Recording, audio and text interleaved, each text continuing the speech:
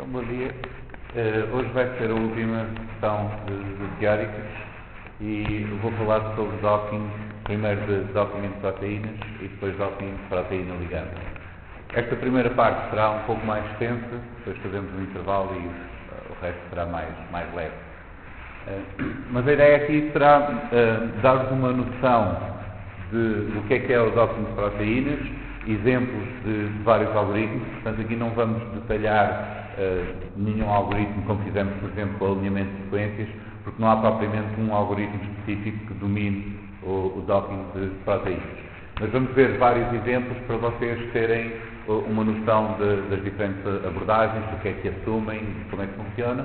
E, no fundo, o objetivo é prever a estrutura quaternária, prever como é que várias proteínas cuja estrutura nós já conhecemos conseguem encaixar para interagir. Vamos ter um exemplo prático da interação com esta metaloproteína 2 e o fibrinogênese, tentar modelar e prever essa interação. E vamos ver o problema também de tentar integrar informação experimental que nos possa dar uma indicação de como as proteínas interagem com o método de previsão. E depois vamos ver também assim uma parte um pouco mais especulativa, mas tendencialmente, se as proteínas têm uma interação bastante forte, é mais fácil, tendo a estrutura da proteína, obter também a estrutura do complexo e co-cristalizá-los. Portanto, ao termos o cristal com as duas proteínas, se já sabemos a estrutura de cada uma delas, é mais fácil depois resolver a estrutura. Portanto, tendencialmente aqueles complexos para os quais a estrutura individual dos participantes das proteínas é conhecida, mas a estrutura do complexo não é, tendem a ser complexos mais instáveis, estes transient complexos mais lábeis, e que podem interagir de maneira um pouco diferente daqueles que são mais fortes. Portanto, aí podemos ter de aplicar um pouco, enfim, especular um pouco sobre outras técnicas que podemos aplicar. Mas vamos começar por ver a ideia genérica e alguns exemplos de algoritmos de docking entre proteínas. Portanto, o objetivo aqui será prever como duas proteínas interagem, sabendo a estrutura de cada uma delas. Portanto, nós já sabemos a estrutura. Podemos ir buscar ao Protein Data Bank, por exemplo, que já foi determinado experimentalmente, ou no caso de não existir lá aquela estrutura específica que nós precisamos, podemos usar um método de previsão de estrutura terciária, como nós vimos na sessão anterior, por exemplo, por modulação por homologia. Mas, de qualquer maneira, o ponto de partida são as estruturas das duas proteínas que intervêm no complexo. E o que nós queremos saber é como é que elas vão encaixar para formar aquela estrutura quaternária. O que vamos assumir aqui é que a superfície de contacto tem de ser relativamente extensa. E a razão para isso é que não vai haver, em princípio, ligações covalentes entre as duas proteínas. Por vezes pode acontecer, podem ser pontes formadas pelos enxofres das cisteínas, mas nesse caso isso será tipicamente em agregados de proteínas cujas proteínas não vamos encontrar soltas. Portanto, vamos sempre encontrar aquela estrutura quaternária e então normalmente já estará isso no cristal, na determinação da estrutura. Portanto, em geral, quando nós estamos a querer modelar uma interação, será muitas vezes entre proteínas que não se ligam covalentemente. Por isso, as interações pontualmente entre cada par de residuos, digamos assim, serão fracas. Então vamos precisar de uma superfície relativamente grande para estabilizar a interação das duas proteínas. Não vão poder ficar só com um contacto pontual. Além disso, há também aqui outro aspecto mais pragmático, que é, se nós assumirmos que superfície maior é uma boa indicação de que aquele será o contacto correto, nós podemos usar o contacto de superfície como forma de fazer uma triagem dos candidatos. E isso é bom do ponto de vista computacional, porque o contacto de superfície só pela geometria é bastante mais rápido de calcular do que outros efeitos, como emparelhamento de cargas, entropia, coisas assim desse género. Portanto, em geral, a abordagem será filtrar muitos milhares de milhões de possibilidades e reter um subconjunto que é melhor, por exemplo, no contacto geométrico ou em alguma avaliação assim rápida que se possa aplicar àquele grupo grande de possíveis candidatos, e depois esse conjunto final dos poucos milhares será avaliado com mais cuidado, com scores mais detalhados. Por isso este é o esboço da maior parte dos algoritmos de docking. Algumas abordagens a esta primeira fase de pesquisa na complementaridade geométrica, portanto, maximizar a superfície de contacto, dão-nos uma ideia de como é que os diferentes algoritmos funcionam, apesar de estarem a tentar fazer essencialmente a mesma coisa. Estes métodos com transformada rápida de Fourier, não sei se vocês já falaram em transformadas de Fourier, em ressonância magnética, portanto, basicamente estamos a converter a representação geométrica numa representação por frequências. Isto permite-nos fazer uns truques matemáticos de calcular matrizes de correlação bastante mais rápido, e esta foi a primeira abordagem ao docking geométrico, já de 1992, calculando essas matrizes, fazendo a transformada de Fourier para ter a matriz de correlação e assim tentar encontrar aquelas posições das duas proteínas em que maximizava a superfície de contacto. Outra forma de fazer isto também é representando a superfície com uma série de vetores perpendiculares à superfície em cada um dos pontos, e depois com o geometric hashing. O hashing é essencialmente a criação de umas tabelas que permitem facilmente encontrar as correspondências, por exemplo, como se fosse um índice da lista telefónica. Vocês vão logo à primeira letra do nome e depois só precisam procurar aí nesse capítulo. Desta forma conseguimos rapidamente encontrar quais são os vetores numa das proteínas que têm estão na direção antiparalela dos vetores da outra, por exemplo, e isso indica que as duas superfícies estão paralelas entre si e pode formar aí um bom contacto. Depois vou falar também noutra abordagem, que é usando explicitamente as grelhas tridimensionais e depois técnicas de propagação de restrições para tentar acelerar a pesquisa para essas grelhas. Isto não é exaustivo, há outros métodos de docking entre proteínas, mas a ideia é vocês ficarem com uma noção da diversidade de abordagens e, principalmente, com a noção de que, se quiserem usar isto na prática, convém olhar em detalhe para o algoritmo, porque não existe uma forma standard de fazer isto e, quando estiverem a escolher as ferramentas, convém verem como é que elas funcionam.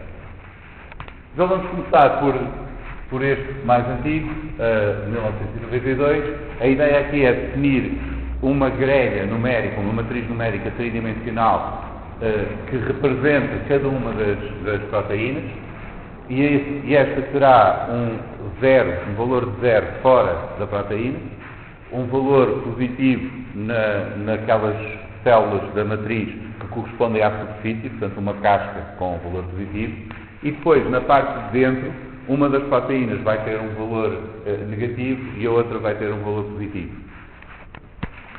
Isto quer dizer que, quando nós calcularmos a matriz de correlação, sobreposições entre a parte interna das proteínas vão dar um valor negativo grande, sobreposição daquela casca que é positiva nas duas vai dar um valor positivo, e tudo o que está fora, zero, não contribui. Portanto, a ideia de usar aqui a transformada rápida de Fourier é simplesmente para acelerar o cálculo da matriz de correlação entre estas duas matrizes numéricas.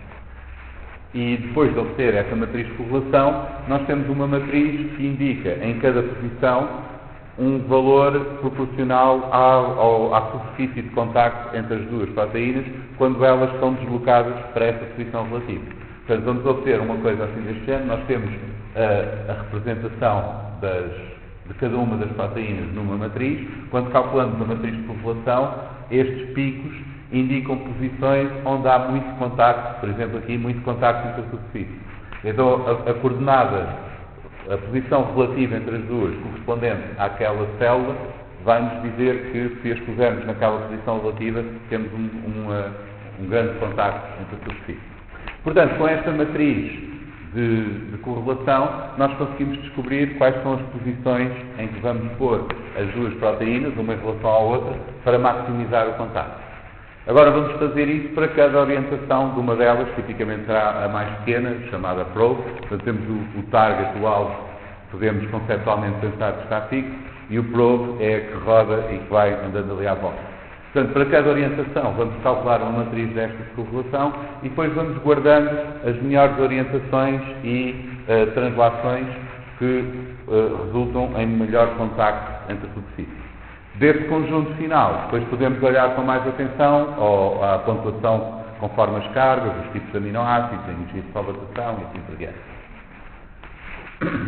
Algumas desvantagens desta abordagem. Uma vantagem é que é bastante rápido o cálculo da matriz de correlação por transformada de Fourier, comparado ao que seria se tivéssemos de estar a fazer todas as multiplicações de todas as combinações das células. Mas a matriz que representa cada uma das proteínas tem de ser suficientemente grande para acomodar ambas as proteínas, porque depois a matriz de correlação, que tem o mesmo tamanho, vai-nos dar todas as posições relativas, e se ela for muito pequena, há de haver ali muitas posições que não vai estar a considerar. Portanto, não nos basta ter uma matriz do tamanho de cada uma das proteínas, ela tem de ser suficientemente grande para acomodar as duas.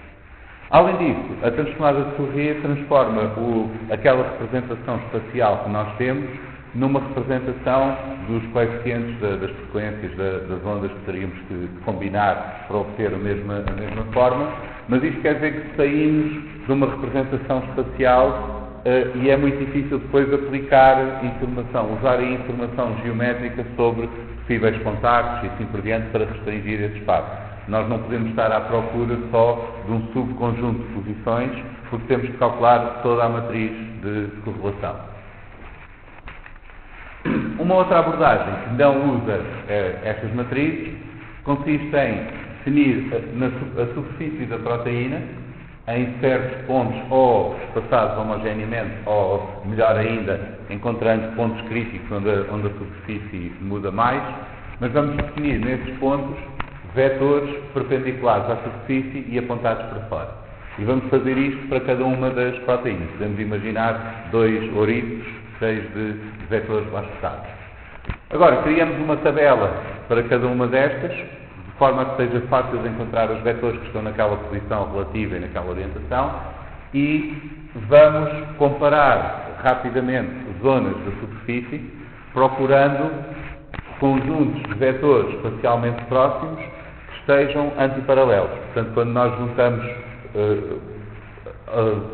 deslocamos um conjunto de vetores de maneira a sobrepor nos outros, as direções são antiparalelas, indicando que uma superfície está aqui e a outra será a superfície geometricamente complementar. Portanto, desta forma, comparando as combinações de vetores rapidamente, este algoritmo consegue encontrar aqueles patches, aquelas zonas da superfície, em que as duas proteínas encaixam melhor geometricamente.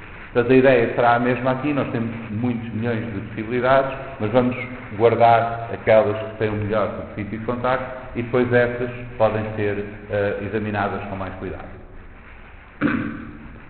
Portanto, essencialmente, vocês têm aqui neste artigo uma descrição mais detalhada, mas a representação da superfície vai também concentrar aqueles vetores em pontos críticos, onde a superfície tem uma forma mais complexa.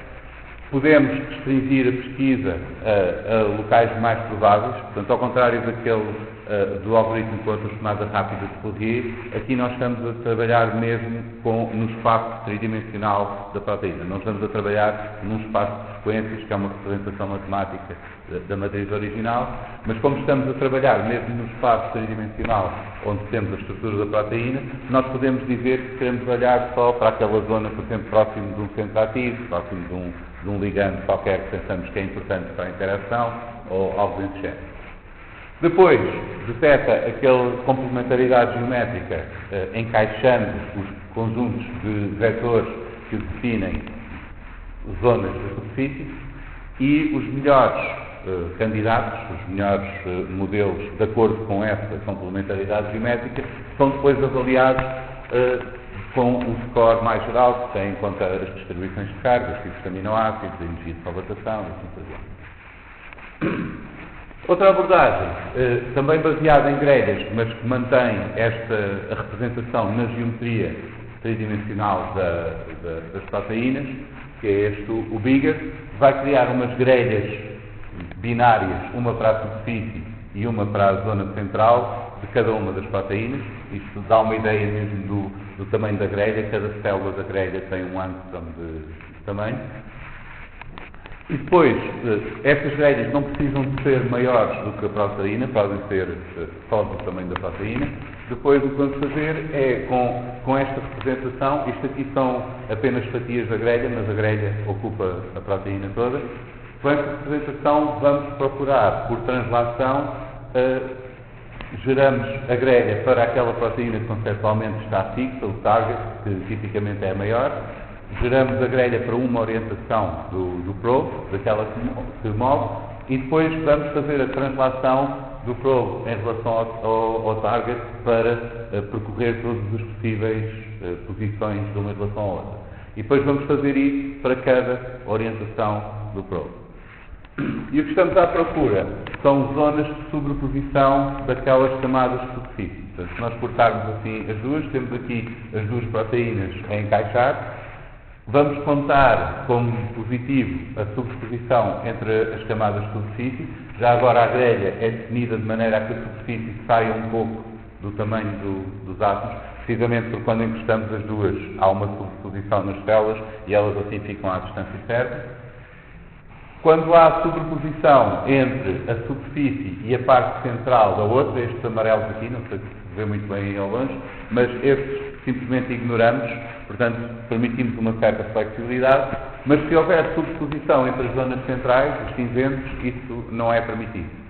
E podemos usar logo essa proibição para restringir o espaço de pesquisa e saltar todas essas zonas. Portanto, na realidade, nós não estamos à procura em todas as posições possíveis, mas apenas naquelas aqui, junto à casca, onde se pode encontrar candidatos promissores. Como é possível fazer essa eliminação de muitas possibilidades de forma eficiente, não precisamos usar as transformadas de Fourier para conseguir, igualmente, resultados rápidos e, ao permitir fazer esta representação no espaço tridimensional da proteína, podemos mais facilmente incluir restrições depois geométricas ao espaço de pesquisa. Então, o que vamos fazer é tentar encontrar os candidatos com melhor sobreposição geométrica. Outro truque também aqui, que é para poder entrar em conta implicitamente com a flexibilidade de algumas cadeias laterais. Nós temos cadeias laterais, alguns aminoácidos têm cadeias laterais muito compridas e tipicamente na estrutura determinada por raio-x, por cristalografia, elas estão todas forçadas para fora. Mas se as proteínas interagem naquela zona, tipicamente essas cadeias vão se acomodar um pouco para permitir que as superfícies entrem em contacto ou que haja mais contacto entre as superfícies. Para simular isso, o que podemos fazer é cortar na zona central, naquela zona do cerne, as células correspondentes às cadeias laterais mais móveis que estão à superfície. Portanto, isto faz com que ainda seja preferido a superfície que obtemos da estrutura da proteína que não está com o parceiro, no cristal, mas se for preciso acomodar um pouco aquela cadeia, se for preciso que a outra entre mais para aqui para encaixar melhor no resto da superfície, então pode fazê-lo porque não tem lá aquelas zonas do cerne que são as que impedem a sobreposição. O que vamos fazer depois é gerar a grelha para uma das proteínas, tipicamente a maior, o target. Depois, para cada orientação da outra, do probe, vamos gerar a sua grelha e explorar a translação. A translação está à volta das dezenas de milhões de possibilidades, mas acaba por ser muito cortada porque todas aquelas posições relativas que não permitem contactos ou que implicam contactos entre a zona do cerne são rapidamente eliminadas. Portanto, estamos aqui a eliminar um grande conjunto de possibilidades e agora vamos repetir isto para todos os espaços de rotação. Tipicamente será 10 ou 15 graus de rotação em cada passo. Isto dá uns milhares de orientações, pode ir até 50 mil ou qualquer coisa entre 6 mil e 50 mil, dependendo dos parâmetros que escolhemos aqui. E depois, no fim, vamos reter uns milhares de candidatos que são aqueles que têm mais contacto superfície. Portanto, essencialmente, estamos a fazer aqui uma filtragem de cerca de 8 ordens de magnitude entre todas as possibilidades e aquelas que nós retemos no fim. Estas depois já podemos avaliar com mais atenção, tentar estimar a energia de solvatação por tapar aquelas zonas, tirar o solvente dali, tentar estimar os contactos entre os aminoácidos por exemplo, olhando para as estatísticas de quais é que costumam estar mais próximos dos outros, pela distribuição de cargas e assim por diante. São coisas que seria impossível fazer com este número enorme de candidatos. Por isso é que, em geral, no docking proteína-proteína, nós temos este problema de primeiro ter que filtrar um conjunto grande de candidatos e reduzir a nossa amostra, para que depois possamos calcular para cada uma dos candidatos que sobram a pontuação, avaliar a interação de uma forma mais detalhada. Portanto, isto será um esboço genérico da abordagem para a previsão de complexos entre proteínas. Vamos assumir que a superfície de contacto é importante, porque as proteínas são grandes e a interação em cada ponto será fraca, por isso vamos precisar de uma superfície de contacto grande para estabilizar o complexo. Além disso, é algo que é extremamente conveniente do ponto de vista computacional, porque permite-nos fazer uma triagem rápida de um conjunto grande de possibilidades e depois concentrarmos num conjunto bastante mais pequeno. Portanto, vamos filtrar esses muitos milhares de milhões de possibilidades, reter alguns milhares e depois avaliar esse conjunto final para tentar pôr à frente os mais corretos, aqueles que são mais próximos do complexo real. Para isso, podemos usar também o contacto de superfície, medir a interação eletrostática conforme a distribuição de carga à superfície da proteína, avaliar a energia de solvatação, estatísticas de contactos de aminoácidos e assim por diante. Depois há muitas maneiras de tentar combinar estes vários parâmetros e muitas funções também de avaliação que nós podemos usar. Na verdade, até podemos combinar partes de um algoritmo com outros de outro. Há mesmo programas explicitamente só para avaliar estes candidatos, portanto calcular só este score e que não fazem a filtragem inicial. Portanto, se vocês quiserem, podem usar um para fazer a filtragem inicial e depois outro para calcular o score. Mas esta será a abordagem geral para obter um modelo da interação de proteínas. E aqui temos um dilema, temos um compromisso que temos de fazer entre se queremos uma filtragem mais exigente, portanto deixar passar só mesmo os melhores com mais superfície de contacto. Isso tem a vantagem porque ficamos com um conjunto mais pequeno no fim e se tivermos lá estruturas corretas, é mais fácil de identificá-las, porque temos menos ruído e é mais fácil encontrar as peças. No entanto, temos mais probabilidade de perder as estruturas corretas durante o filtro. Se o filtro for demasiado exigente e aqueles modelos que seriam mais próximos da realidade ficarem de fora, depois, por muito boa que seja a avaliação do que sobra, nunca vamos encontrar os certos que já não estão lá. Podemos filtrar de uma maneira menos exigente e aí temos menos probabilidades de perder o correto, no entanto, depois temos mais dificuldade em encontrá-los no meio de mais lixo. Então, basicamente, isto é um problema que nós temos aqui quando decidimos quantos candidatos é que vamos guardar depois da fase de filtragem. E é também importante ter isto em mente porque notem que com este processo nós obtemos sempre qualquer coisa. Nós filtramos, temos uns milhares de candidatos, avaliamos, podemos ordená-los do melhor ao pior e quando chegamos a essa fase não fazemos a mínima ideia se isso está correto ou não. Porque podemos ter perdido o correto durante a filtragem, o correto pode estar agora lá para a posição 800 ou 900 e nós nunca o vamos encontrar. Portanto, temos sempre qualquer coisa, mas temos que ter outras formas de avaliar os resultados para ver se aquilo faz sentido. Para isso, nós podemos tentar ajudar o algoritmo de docking, incluindo informação adicional e restringindo a forma como ele faz a pesquisa. Nós podemos usar dados adicionais de experiências que podemos fazer, por exemplo, podemos fazer mutagénese dirigida e ver que alterações é que afetam a interação, podemos fazer experiências de cross-linking, em que vamos ligar quimicamente com os linkers de umas moléculas orgânicas compridas que ligam aos aminoácidos, então podemos agrafar as duas proteínas juntas, depois digerimos tudo e vemos quais são as partes da sequência que estão ligadas entre si e que, portanto, estavam próximas quando a proteína interagiu. Há também técnicas espectroscópicas, por exemplo, titulações por NMR, que tivemos centros em que podemos ver o desvio quando está próximo da outra proteína e assim por diante. Portanto, há várias experiências que podemos fazer que nos dão algumas indicações de como é que é a interação. Podemos também usar considerações teóricas, podemos olhar para a estrutura para ver se há algum sítio que normalmente interage, ou uma região ativa e assim, ou mesmo olhar para a conservação de sequência naquela família, ou alguma indicação dessas, e fazer também previsão estatística de quais serão as superfícies mais prováveis que aquela proteína usa para interagir com outras. Neste caso, a previsão de contactos e interfaces, tipicamente por aprendizagem automática e pelo tipo de métodos estatísticos. E agora, o que podemos fazer com isto, em alguns casos, é usar esta informação para restringir a pesquisa. Em vez de estarmos a agregar candidatos de todas as possíveis posições relativas entre as duas proteínas, podemos dizer que só nos interessa aquelas que, por exemplo, mantêm uns certos contactos ou que estão naquela região, etc.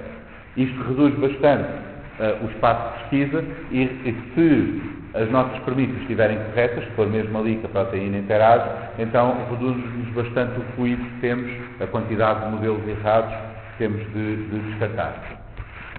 Há alguns algoritmos que estão mesmo, alguns destes métodos que estão mesmo preparados para introduzir estas restrições geométricas, por exemplo o Bigger, um que eu não detalhei aqui, o Haddock, é mesmo para usar com essas restrições, é uma adaptação daqueles algoritmos para determinação de estrutura por ressonância magnética nuclear, adaptado para tentar determinar a interação. E este é especialmente concebido para usar restrições tipicamente obtidas por NMR para pesquisar as possíveis interações. É importante também avaliarmos o resultado. Tipicamente, quando vocês veem durante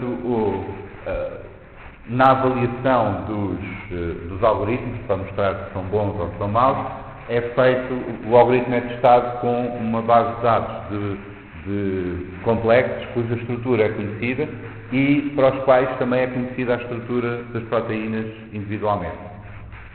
Isto porque, quando as proteínas estão soltas ou estão no complexo, tipicamente têm algumas alterações conformacionais, podem ser pequenas, mas ainda têm alguma. E se nós tentarmos encaixar duas proteínas tiradas, com a estrutura tirada do complexo, é muito mais fácil do que se usarmos as estruturas determinadas independentemente.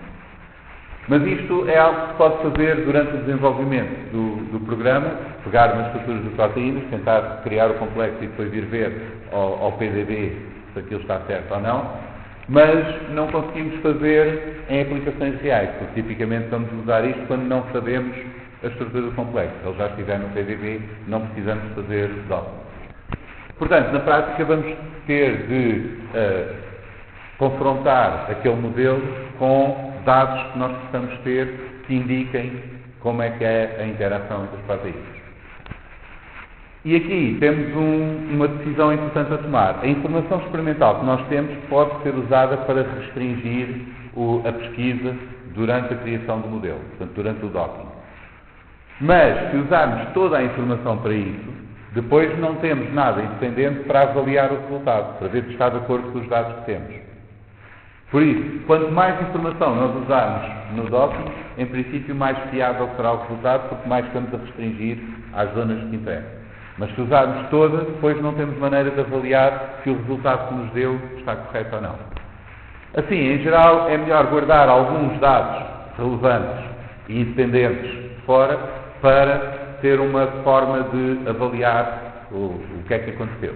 Às vezes esses dados podem ser tais que não podemos incluí-los na modulação, eu vou dar aqui um exemplo a seguir, mas mesmo que tenhamos informação experimental que se possa usar para restringir o docking, não é boa ideia usar toda para restringir o docking e convém guardar alguma para testar o resultado final. Então vamos ver um exemplo prático para vocês terem uma ideia de como é que isto pode funcionar num caso real.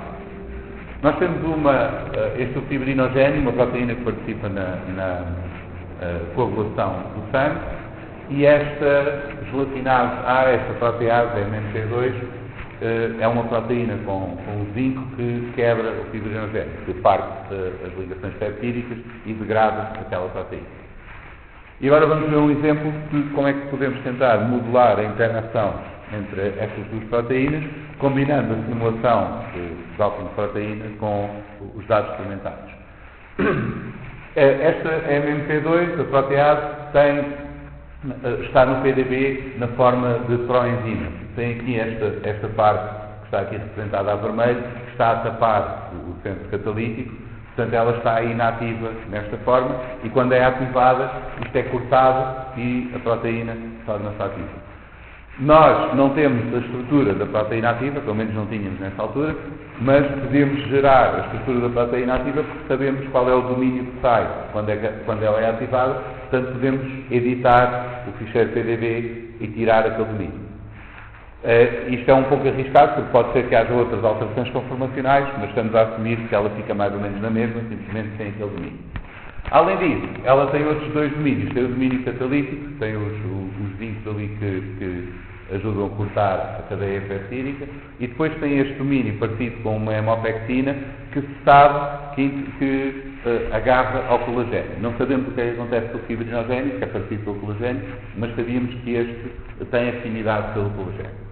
Portanto, uma hipótese aqui é que este será o domínio de reconhecimento, que vai agarrar em algum sítio específico do fibrinogénio, e o domínio catalítico vem atrás porque está ligado por este loop e vem arrastado e depois vai começar a cortar a proteína. Então o que nós podemos fazer é separar os dois e tentar testar esta hipótese. Será que a interação deste domínio é mais específica do que a interação deste com o fibrinogénio? E uma forma de fazer isso é correr o docking e comparar entre os dois. Portanto, do outro lado vamos ter aqui a estrutura do fibrinogénio. Isto é um hexámero composto por 3 trímeros iguais, portanto será o dobro disto, continua aqui para este lado, mas como isto é uma molécula muito comprida, uma proteína muito comprida, e nós só precisamos considerar uma parte porque isto é simétrico. O que acontecer deste lado vai acontecer do outro também. Então vamos considerar apenas metade do hexámero, só este trímero. Temos aqui estas 3 cadeias, alfa, beta e gama, que estão representadas com cores diferentes. E além disso temos um problema na estrutura, pelo menos nesta altura tínhamos, é que faltavam 272 resíduos aqui da cadeia alfa, da mais comprida, que não estavam resolvidos na estrutura do raio-x. Portanto, alguns aqui para este lado, nós não sabemos bem como é que é a estrutura, aqui parece estar mais ou menos bem determinado. Então vamos comparar o docking, a simulação da interação entre este domínio catalítico e o fibrinogénio, que está aqui em cima, e a mesma coisa com aquele domínio do tipo hemopectina com o fibrinogénio.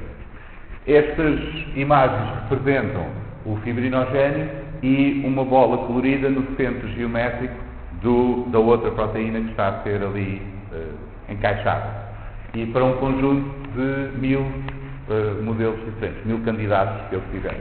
Portanto, tentando encaixar esta aqui azul com o fibrinogénio, guardando os 1000 candidatos com melhor complementaridade suficiente e depois avaliando de acordo com hidrofilicidade, cadeias laterais e assim por diante, obtemos esta dispersão aqui e os melhores parecem estar aqui nesta zona, que ainda por cima é uma zona que nós não temos a certeza se a estrutura é assim, porque é onde nos faltam os aminoácidos da cadeia alfa. Quando fazemos o mesmo com aquele domínio de tipo hemopectina, temos um padrão diferente. Notem que aqui temos uma dispersão muito grande por todo o lado, aqui temos zonas mais concentradas e temos uma dispersão muito menor. Portanto, olhando para este padrão, parece que no segundo caso a interação é bastante mais específica. Há zonas que aquele domínio prefere encaixar e o outro não. E isto está de acordo com aquilo que nós presumimos à partida, porque sabíamos que com o colagênio também isto acontece, aquele domínio tipo hemopectina agarra fortemente o colagênio e o domínio catalítico não parece ter muita afinidade por nada disto. Portanto, isto confirma o que nós pensávamos, ou pelo menos reforça essa premissa, e agora dá-nos uma ideia de como proceder. Vamos assumir que o que está a acontecer é que este domínio tipo hemopectina encaixa em alguma zona do fibrinogénico e depois, como o domínio catalítico está ligado a este, por aquele loop, tem de andar ali ao pé e vai cortar onde consegue chegar, vai cortar a cadeia peptídica do fibrinogénico. Portanto, este será o modelo possível para como é que esta proteína vai interagir, a MMP2, e vai destruir, vai degradar o fibrinogénico. Então, o que podemos fazer é pegar neste docking que fizemos com o domínio tipo hemopectina e vamos, depois de avaliar cada um dos candidatos com mais detalhes, olhando para a energia de solvação, a hidrofilicidade aqui, e ignorando esta parte, porque nesta parte nós não sabemos bem como é que é a estrutura do fibrinogénico, falta-nos aquela parte da sequência alfa, vamos buscar os 5 melhores modelos. Os 5 melhores modelos para a interação entre aquele domínio tipo hemopectina e o fibrinogénico. E agora, o que vamos fazer é criar uma restrição que simula esta ligação aqui. Portanto, sabemos que quando partimos esta proteína em 2 domínios diferentes, em 2 partes independentes, sabemos que tem de se manter uma distância entre estes aminoácidos que corresponde a este loop aqui. Então, impondo esta restrição, nós podemos agora, para cada um destes modelos, determinar onde é que o domínio catalítico pode chegar. E então podemos dizer ao algoritmo DOTM para procurar só nestas zonas específicas.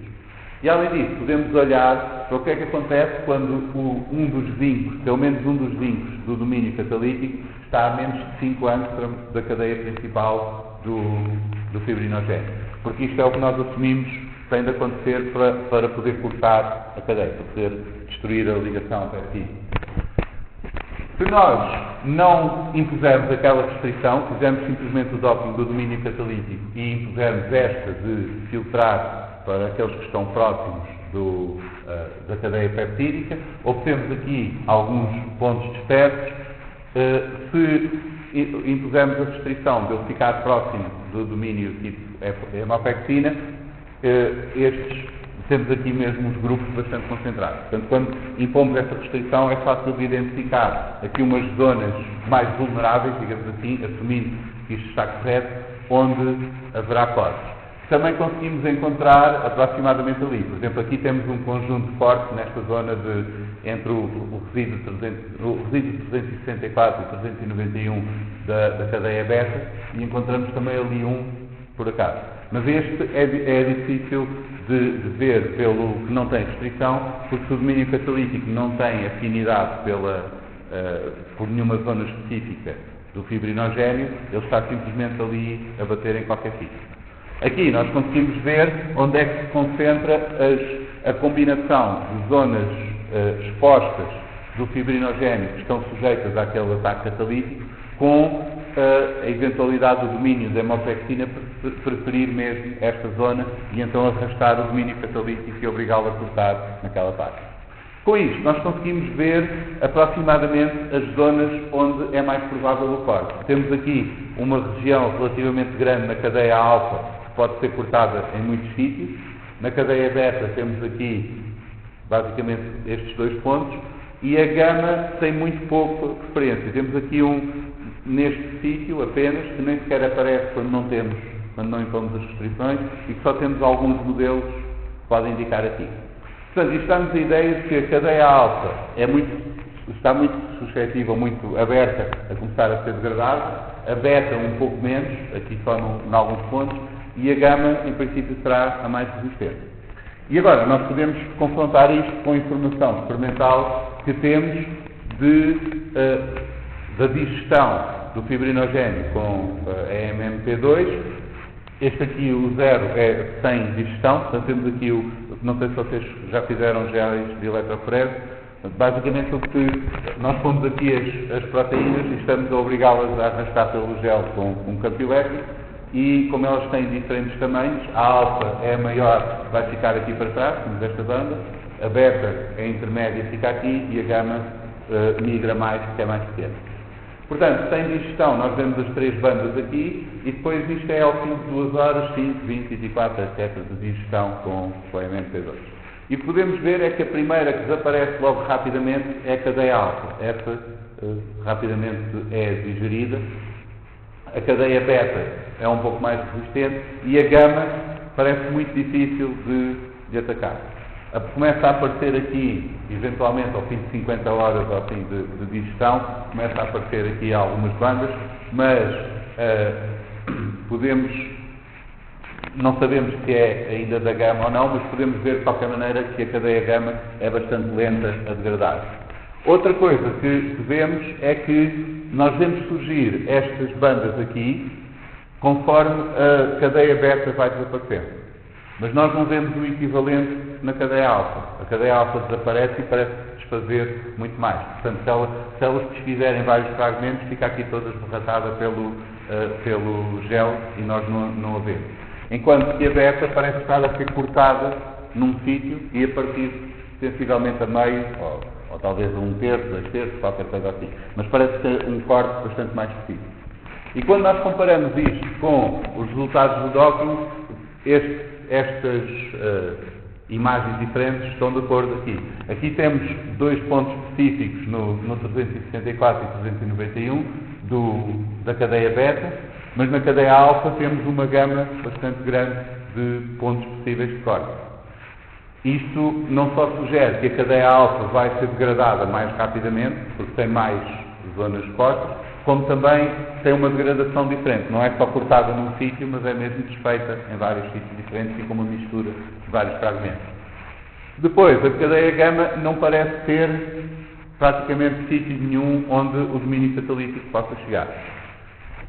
Portanto, o que nós temos aqui é essencialmente uma combinação de alguma informação que nós temos teórica de como é que devia encaixar esta proteína com 2 domínios, como é que devia encaixar no fibrinogénio, que nós confirmamos comparando os padrões de docking entre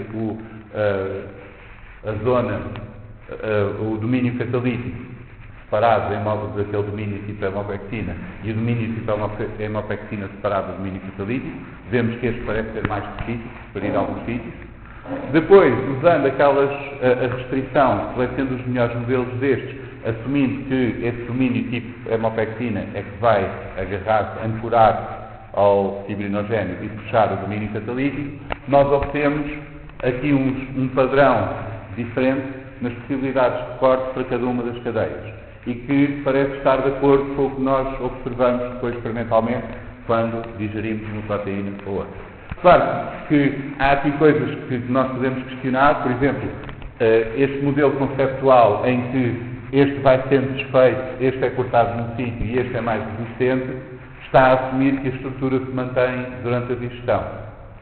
Se isto simplesmente começar a desmanchar tudo e a desenrolar, então pode ser que esteja a passar aqui uma coisa diferente, porque depois a estrutura já não é a mesma. Portanto, há várias coisas que nós estamos aqui a assumir quando estamos a relacionar estes dados com os dados que nós obtemos da eletroforese. No entanto, parece pouco provável que isto fosse acontecer por acaso. Se nós tivéssemos zonas maiores, mais pequenas e mais pequenas nas cadeias abertas a possível digestão, que correspondessem exatamente ao que nós estamos a observar também na eletroforese. Portanto, desta forma, nós podemos usar os dados experimentais para testar as previsões que estamos a fazer, ou pelo menos alguns aspectos daqueles modelos que estamos a gerar.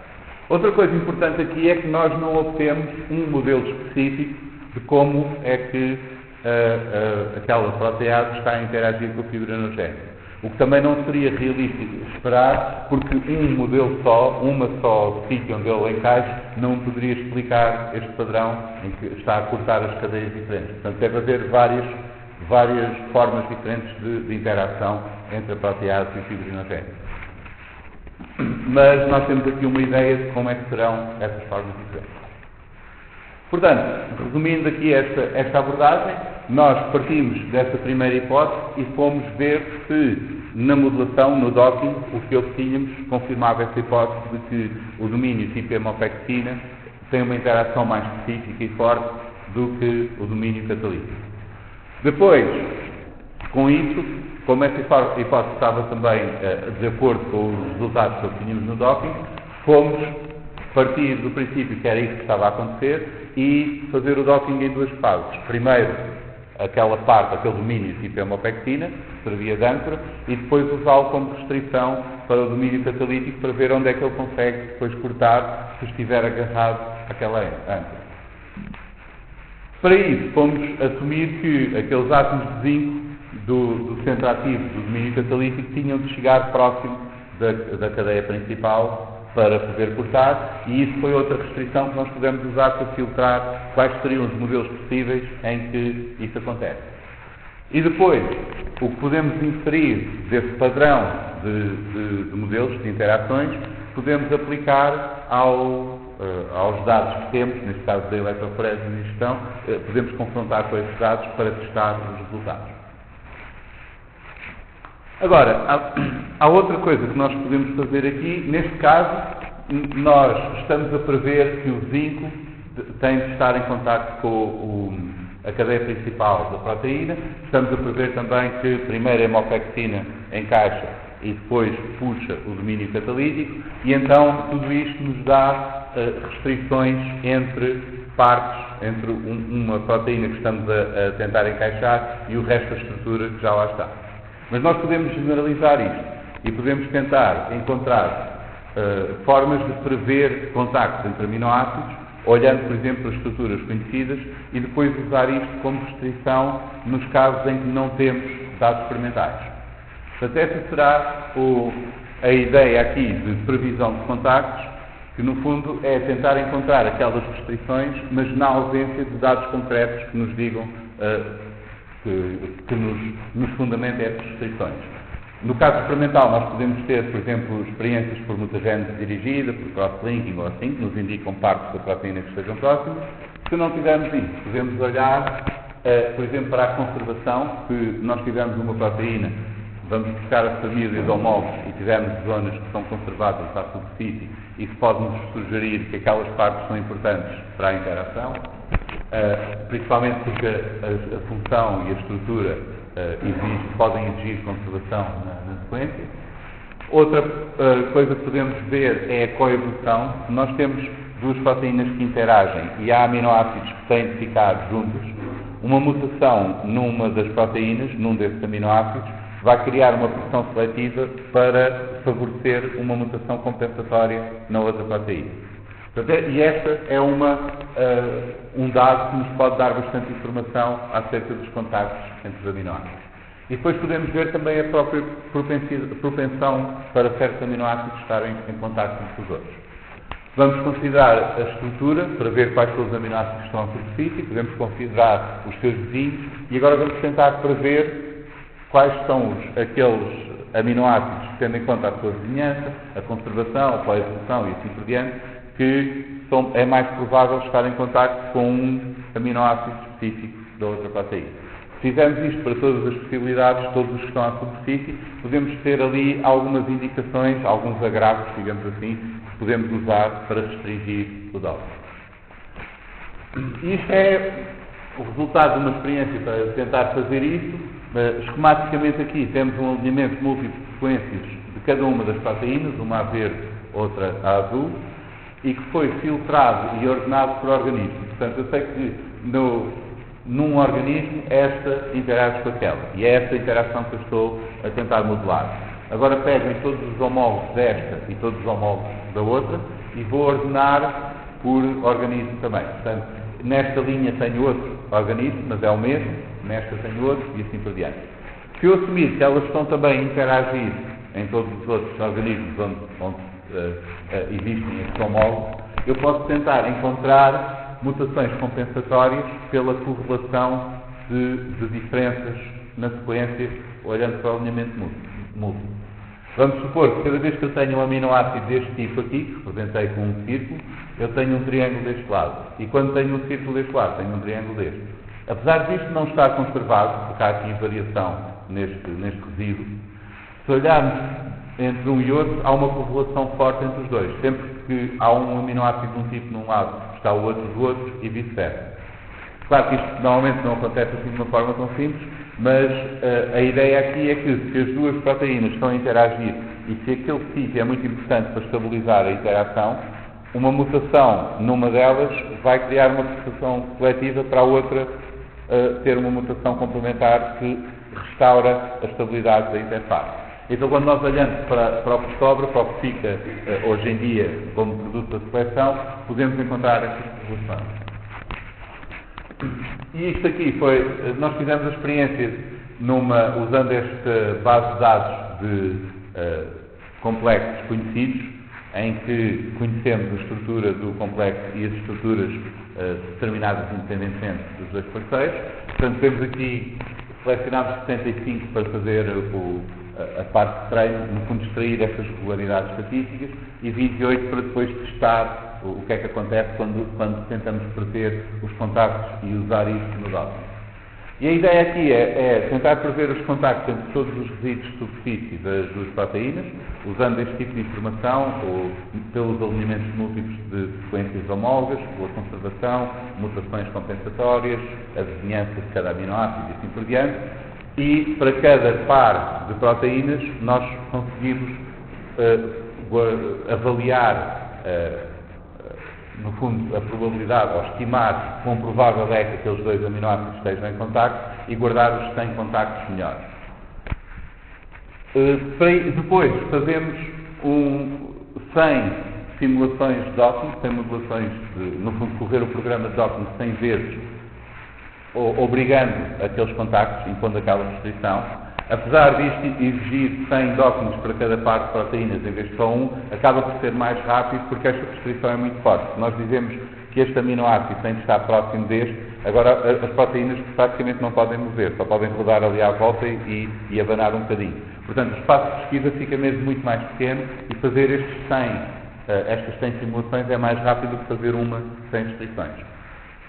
E, em média, nós duplicamos o número de modelos corretos que retemos depois daquela fase de filtragem. Portanto, se fizermos isto, notem que muitos destes contactos previstos não são corretos, mas basta que um deles esteja para obrigar logo a que uma boa parte do docking esteja no sítio certo, e aí acabamos por ter muito mais modelos corretos dentro daquele conjunto que obtemos depois da filtragem. Portanto, nós podemos usar esta previsão de contactos para enriquecer o conjunto que nos sobra de modelos quando passamos pelo filtro da interação, da complementaridade geométrica. Outro problema também, como é que nós lidamos com complexos muito mais lábeis? E a ideia aqui é que existe aqui este modelo conceptual no fundo da chave e da fechadura, ou de uma interação muito forte, que já vem de há muito tempo, que acontece muito em inibidores, em complexos de anticorpo antigénico, como este, por exemplo, a Barnase e o Barstar.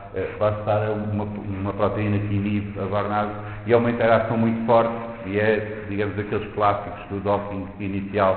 Toda a gente estava neste, porque este até é bastante fácil de prever. Mas isto são complexos estáveis que, pelo menos em princípio, podem ser co-cristalizados. Não deve ser muito difícil co-cristalizar e obter também a estrutura do complexo. E isso permite testar os algoritmos de docking, comparando a previsão do algoritmo com o complexo de estrutura conhecida. E se vocês virem nos artigos todos sobre algoritmos de docking, têm lá este tipo de testes. Essencialmente, há dois tipos de testes que se pode considerar. O bound docking é aquele em que nós pegamos no complexo, separamos as duas partes, as duas proteínas, podemos rodar uma aleatoriamente só para não ficar na orientação certa e depois tentamos encaixá-las, tentamos criar um modelo do complexo. Esse não é muito bom porque nós estamos a usar as estruturas já devidamente acomodadas ao parceiro, porque estamos a tirá-las do complexo. Mais realista é o unbound docking, em que nós tentamos recriar o complexo de estrutura conhecida, mas partindo das estruturas determinadas sem estar naquele complexo. Portanto, neste caso, precisamos que exista no Protein Data Bank a estrutura de cada uma das proteínas individualmente, mais a estrutura das duas co-cristalizadas. E este será o teste mais realista. Mas isto apenas é possível fazer para aqueles casos em que se consegue cocristalizar as proteínas. Portanto, o complexo tem que ser suficientemente forte para se conseguir criar um cristal das proteínas naquela interação. O problema é que muitas vezes nós temos interações dinâmicas muito rápidas em que as proteínas têm de fazer qualquer coisa e sair imediatamente a seguir. E isso é muito mais difícil de cocristalizar. Por exemplo, tipicamente complexos de transferência eletrónica assim têm de ser muito rápidos, em que as proteínas estão apenas a fazer algo depressa e depois voltam a soltar, e é muito difícil convencê-las a ficarem juntas no cristal, todas da mesma posição, para conseguirmos determinar a estrutura do complexo. Portanto, basicamente, do ponto de vista de quem está a desenvolver estes algoritmos, uma definição de um complexo destes, um complexo transiente, será que não temos estrutura do complexo. Sabemos que existe aquela interação, mas não conseguimos cocristalizar as proteínas. Então aqui nós precisamos de uma abordagem diferente para tentar avaliar o método e que também pode ser útil em geral, porque em casos de aplicação real destes programas, nós não temos a estrutura do complexo para validar os nossos resultados. Portanto, a mesma forma como podemos tentar validar os métodos para os complexos mais lábeis, em que não vamos ter a estrutura do complexo, pode também ser aplicada àqueles casos em que nós queremos validar o resultado do docking e não sabemos qual é a resposta certa, que é o que acontece normalmente quando usamos este algoritmo. Portanto, o problema aqui pode ser que as funções de avaliação podem ter de ser diferentes. Aquilo que nós tiramos estatisticamente do conjunto de complexos conhecidos está tendenciosamente virado para aqueles complexos mais fortes, que são os que nós temos no Protein Data Bank. Nós vamos olhar para complexos fracos, interações mais fracas, o tipo de avaliação, a função de avaliação pode ter de ser diferente. Não temos estruturas experimentais onde testar e, além disso, não faz sentido dizer que há um modelo específico para a interação. Possivelmente será mais uma família de modelos, porque se as proteínas se encostam e se afastam rapidamente, pode haver ali uma grande margem de flexibilidade onde é que elas podem interagir. Portanto, uma solução é tentarmos olhar para os padrões dos modelos que vamos obter. E isto também é útil, como nós vimos naquele exemplo em que estávamos a comparar o docking do domínio catalítico com o domínio da hemopexina. Olhar para os padrões pode ser útil em geral, no caso do docking, para avaliarmos se o algoritmo está a dar bons resultados ou se está a descarrilar.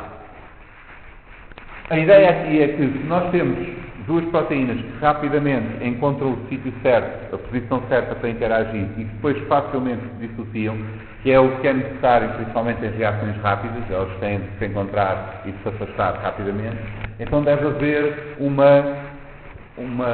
declive suave e um vale largo naquela paisagem, digamos assim, da energia, onde ela vai minimizando facilmente, vai encontrando o caminho, até encontrar aquela parte mais estável, mas depois consegue sair. Se nós tivéssemos um poço de fundo, isso seria uma interação que seria irreversível. Assim que elas se encaixassem, já não conseguiam sair daquela posição. Que é o que tipicamente acontece com inibidores, por exemplo, ou com anticorpo, antigênio, esse tipo de interações, que quando as proteínas formam o complexo, já não se desfaz, vai ficar lá agarrado. Portanto, devia ser possível encontrar estes grupos de soluções, de modelos semelhantes, nos padrões do resultado do docking, quando olhamos para o conjunto de modelos. Não é fácil obter evidência experimental que isto seja o caso, porque notem que nós estamos a trabalhar com este tipo de interação muito fraca, muito lábil e rápida, é aquela que dificilmente nós vamos ter as estruturas conhecidas para comparar. Portanto, nós não sabemos se isso é mesmo assim. Mas pelo menos parece razoável e foi isto que nós usámos também com a interação do fibrinogénico e MNT2, por exemplo, quando estávamos a ver as diferenças entre o docking do domínio catalítico e do domínio tipo hemopexina. Então aqui tem um exemplo deste resultado P450 do citocromo.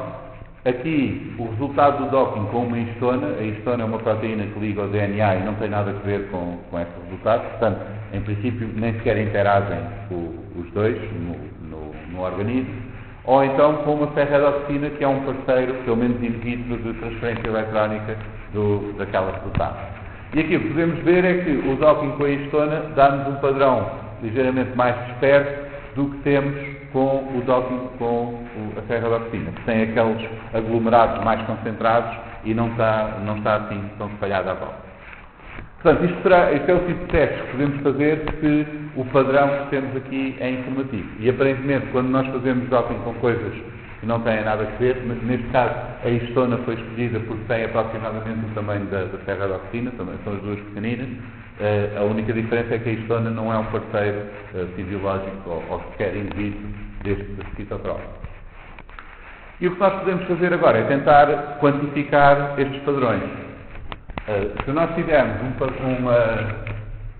padrão assim mais espalhado, se nós fizermos um histograma de todas as distâncias aos pares, todos com todos, vamos ter um histograma mais desviado para distâncias maiores, que são as que vão estar aqui em maioria, do que se tivermos uma concentração, tivermos grupos mais concentrados. Nesse caso, vamos ter um desvio no histograma para distâncias mais curtas. Se nós fizermos esta comparação e se normalizarmos, vamos considerar uma esfera pelo tamanho daquelas proteínas, uma distribuição aleatória de pontos na superfície da esfera, e isso será a nossa linha de base. E agora vamos normalizar estas distribuições dividindo pela distribuição de distância que encontramos com essa distribuição aleatória. E assim podemos comparar, mesmo com proteínas de diferentes tamanhos, o perfil daquele histograma. E podemos fazer este tipo de coisas. Neste caso, temos os resultados, vendo o histograma das distâncias daqueles padrões, com o docking do resultado de citocromo, este o P450, e várias ferredoxinas de organismos diferentes e aquele controle que era a histona. Portanto, nós podemos ver que todas as ferredoxinas estão a ter aglomerados mais pequenos, mais concentrados, porque vemos que o histograma está a favorecer estas distâncias mais curtas, mais do que com o controle que é mais disperso. E além disso podemos ver diferenças entre ferredoxinas diferentes.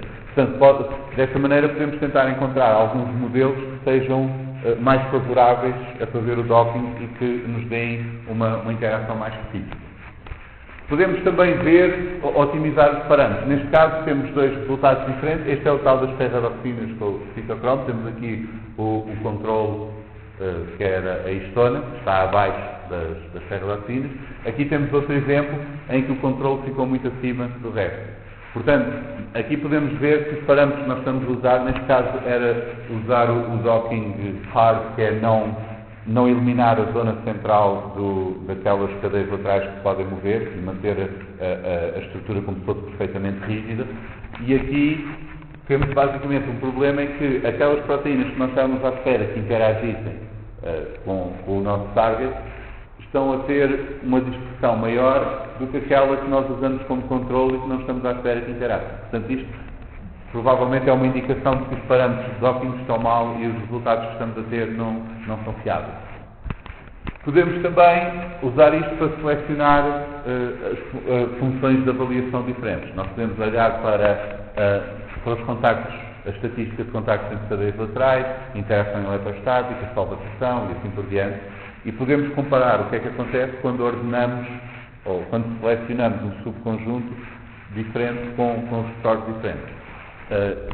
Notem que tudo isto nós podemos fazer sem saber qual é a solução certa, portanto nós não sabemos qual é o resultado que isto tem de dar, mas estamos a olhar simplesmente para a dispersão ou concentração dos modelos que obtemos, na premissa de que quando o docking está a correr melhor, ele vai se concentrar mais nos sítios corretos e quando nos está a dar mais lixo, vai ter uma dispersão maior por sítios errados.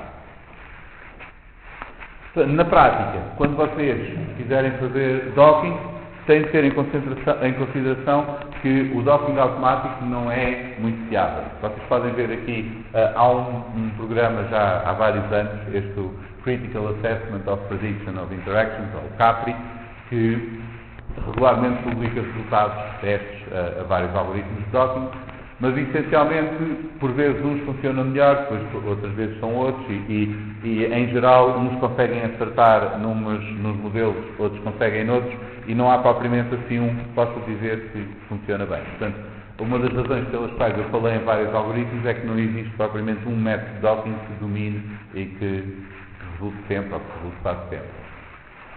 No entanto, vocês têm sempre alguns resultados. Vocês correm aquilo e têm um conjunto de modelos, melhor, o segundo melhor, o terceiro melhor, etc. E agora é preciso ver se aquilo está certo ou não.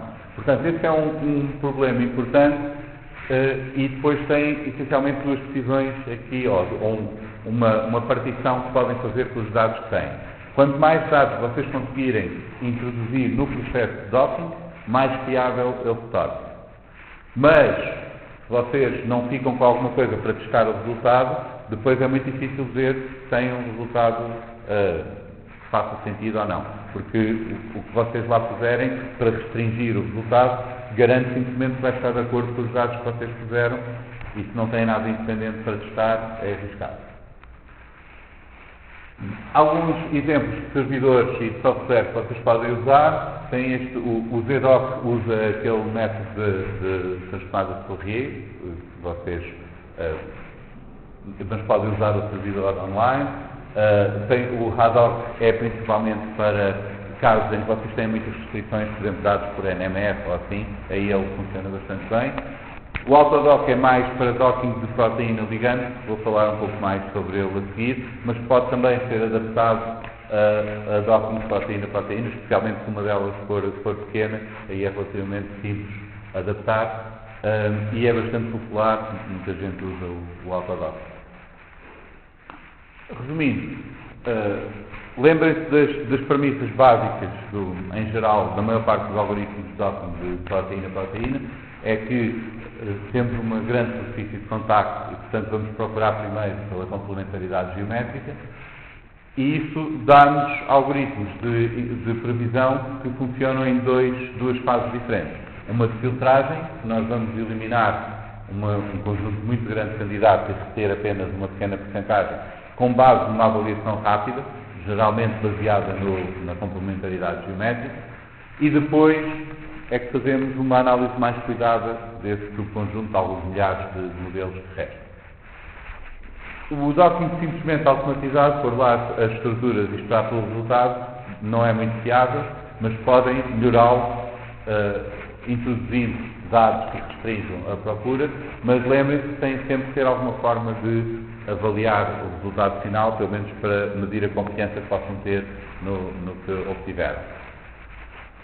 Outra forma também de fazer esta avaliação é olhar para os padrões dos resultados que obtiveram. Portanto, não para os melhores modelos individualmente, mas para o resultado geral do docking, para ver se aquilo está muito disperso, tem muito ruído ou se está a concentrar em certas posições específicas. Para ler mais sobre o docking, vocês têm um artigo de revisão sobre vários algoritmos de docking e funções de avaliação e assim, que eu recomendo que leiam esse. Tenho aqui também outras referências de vários artigos sobre o docking que mencionei, de vários algoritmos, se quiserem dar uma olhada, e que será mais se vocês quiserem fazer um segundo trabalho sobre o docking, mas a parte conceptual e assim, aqui tem naquele artigo de revisão, vocês já têm.